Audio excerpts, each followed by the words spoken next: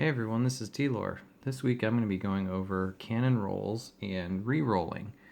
So there's a couple of different sources that we're going to go through. Going to go through +1 to cannon rolls in different situations, how much those cost and how beneficial they are.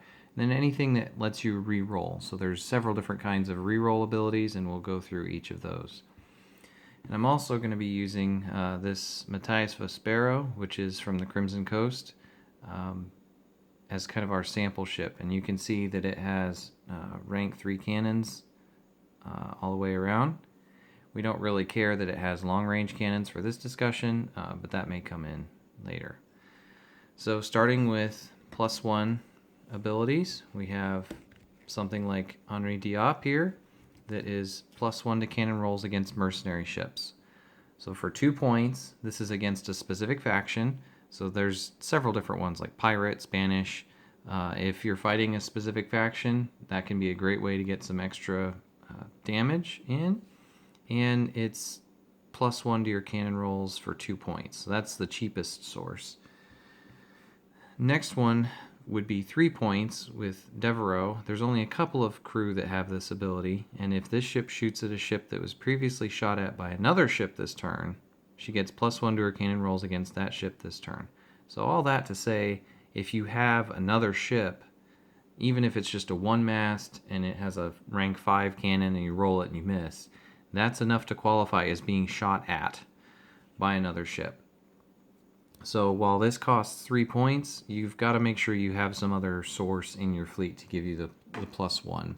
So for 1 more point, you can actually get something that lets you do +1 to cannon rolls against any non-American, in this case, ship or fort. Now the fort's kind of optional.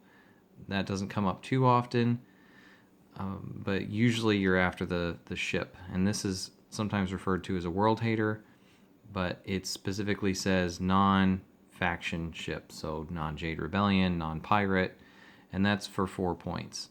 So if you're up against a mixed fleet, this will usually give you the +1, and occasionally if you're fighting something that's the same faction, you won't get that. This is probably the best source of +1 because you're not fighting faction restrictions very much.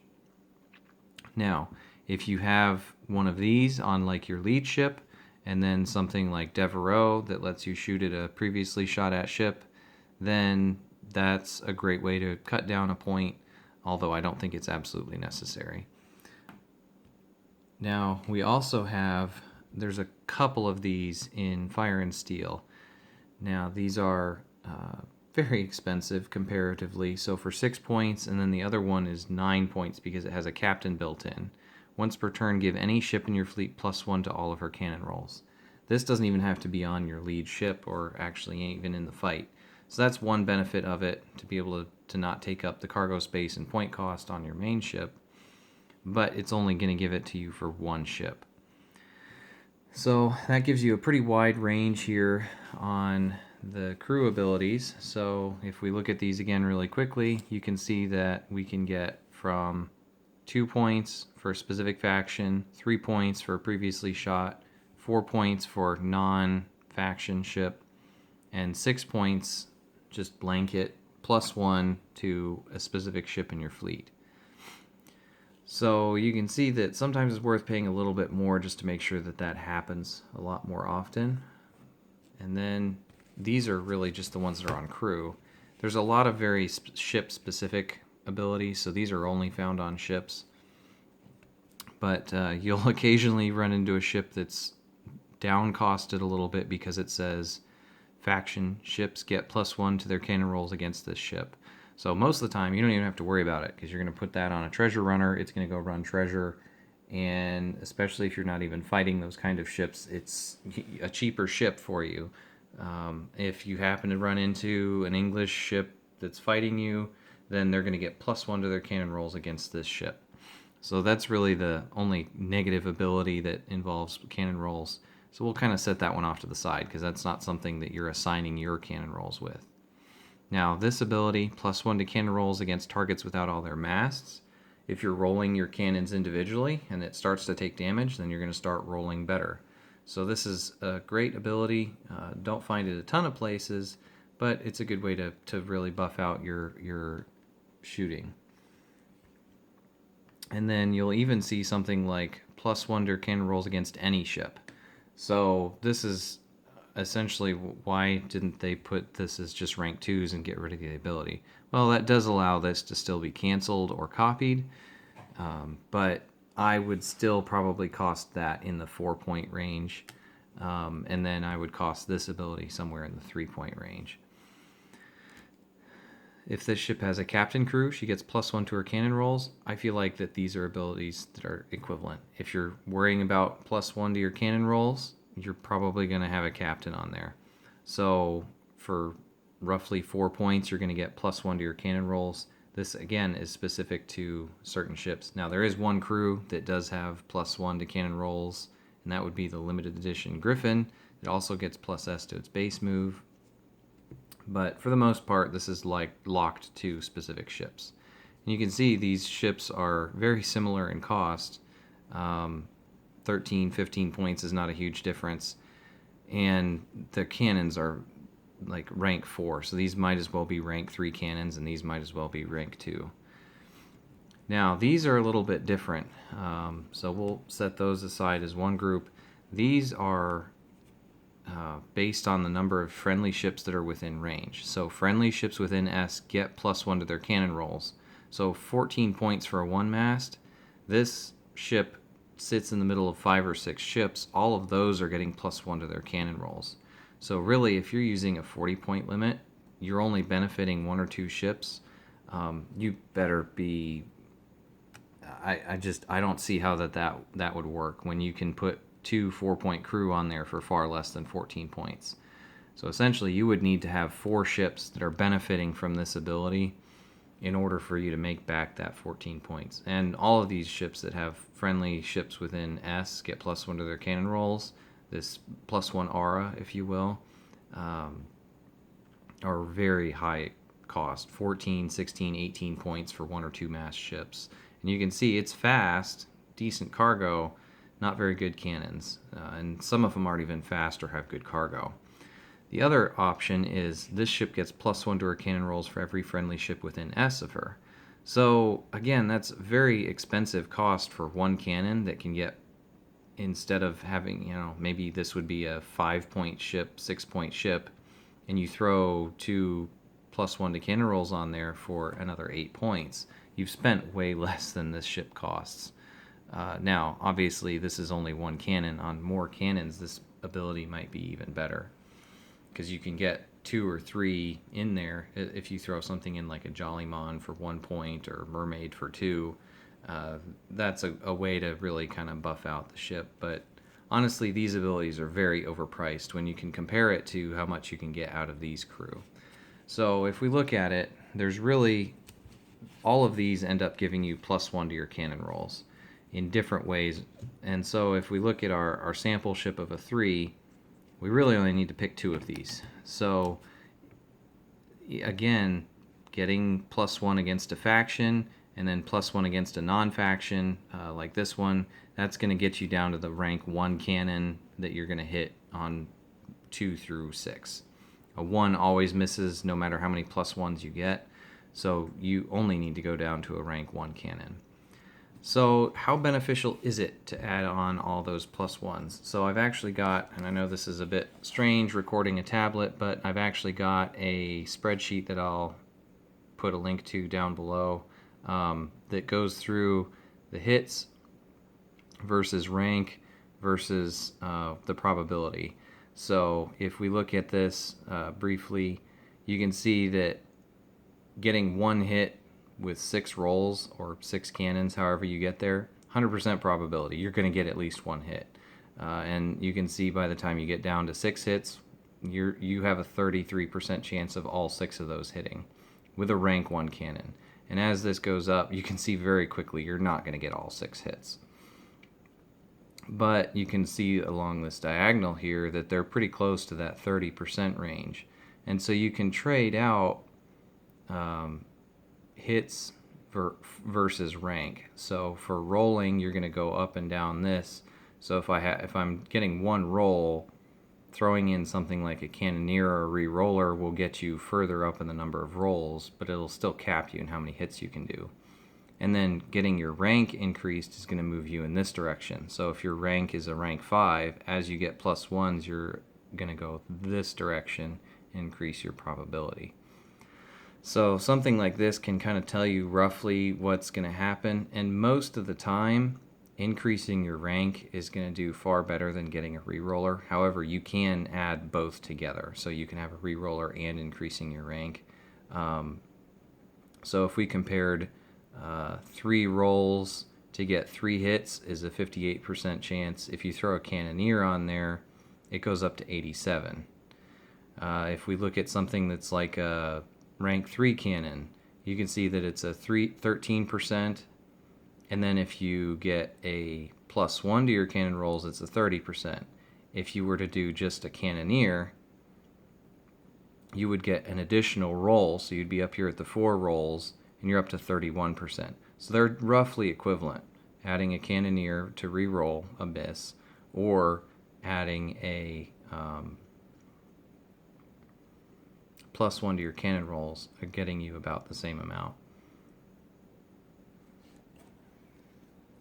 So remember, to add +1 to our cannon rolls, we're probably going to be spending about 4 points per rank. So if we look at now our re-rollers, we have a much smaller stack of these. So I call these free rollers because they're free, 0 points, but they have the limit ransom, so you're only going to get 1 per fleet. And you get to link them to another crew during setup. So that means they're not going to take up cargo space, they're not going to count against your point limit. So if you're not using any of the other limit crew, go ahead and pick one of these to get a free re-roll ability. Now, these do not stack with the generic 3-point re-rollers. It's the same ability. So you only get 1 re-roll per ship with those on them. So I would say this is a fantastic choice to get a free re-roll in and add that in with +1 to your cannon rolls, and you're going to have a pretty solid ship. A cannoneer lets you re-roll specifically cannons to shoot again if it misses. Now, if it hits, it doesn't really matter. This is really only for if you miss. So this is 0 points up to 2 points, but you're restricted to just cannons. So this re-roller is better if you have other sources, and you will, such as a ram roll, a boarding roll, or if you happen to have crew that give you extra actions on a 5 or 6 or something like that. Then you get it to the 3-point re-rollers. So this is essentially the same as what we just talked about. They're just 3 points and don't have the limit capability. And you can put both a cannoneer and a re-roller on the same ship, so now you have the ability to re-roll 2 abilities. I would say on cannons, you want to prioritize using the cannoneer and then your re-roller, because you can use your re-roller with stuff like, again, ramming and boarding. And then we get into some really unusual ones. So for 8 points, each time this ship is given an action, you can roll 2 d6 anytime you would roll a d6. Choose the result you want to use. This is honestly very overpriced for what it does. You can do essentially the same thing with a re-roller for 3 points versus 8. Now, if you're giving a ship 2 actions, then you're getting potentially 2 usages out of this. Or if you have something like trade currents where you have 1 through 2 does one thing and 5 through 6 does something else, being able to control what you get is definitely beneficial. Now, there's not a lot of abilities that have it split out like that, where you're getting something on all these different ranks. You either get it or you don't. All-powerful is one where on a 6 you control an enemy ship, and maybe this turn you want to control one of your ships to get an extra action. So that's something to consider, but again, very overpriced. And then we also have for 8 points Sir Rupert Hargreaves. He's the only one with this ability. Ignore the ability text on the card. This has been eroded because 8 points to do what it says on the card is basically just a cannoneer.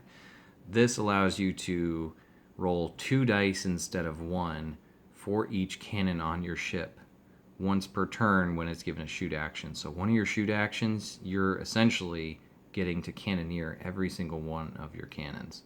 This is fantastic if you're using specific shots that get, like equipment that get removed on a 1, or if you're using a lot of cannons, you can imagine having a cannoneer for 5, 6, 10 cannons can be pretty impressive. So 8 points, it's really only going to go into a high point game on a really high ship. And then the last one that we're going to consider is Musketeer. Musketeer is 3 points to give you an extra cannon. Now, why is this in here compared to anything else? Well, if you remember, we have 4 cannons. So the maximum we can do is 4 shots. This is almost like a re-roller in that you're getting to roll for another cannon. So it's giving you an additional roll. Just like the cannoneer that we talked about gives you an additional roll, but this also allows you to do damage with that additional roll. And it stacks again with the cannoneer, so you can use a cannoneer to re-roll some of your cannons, and you're still able to use your musketeer to give you extra damage. So all that to say, you have lots of different sources that you can use to increase your damage output, and then you can use these guys to give you better chances of doing that. So in general, a cannoneer and a +1 to your cannon rolls are going to give you about the same benefit. Now, if you try and go one way or the other, I honestly would say that cannoneers are a great low-cost option to be able to put 2 points on there. And if you're in what I call a mirror match where it's Americans versus Americans, this crew is not going to do you any good.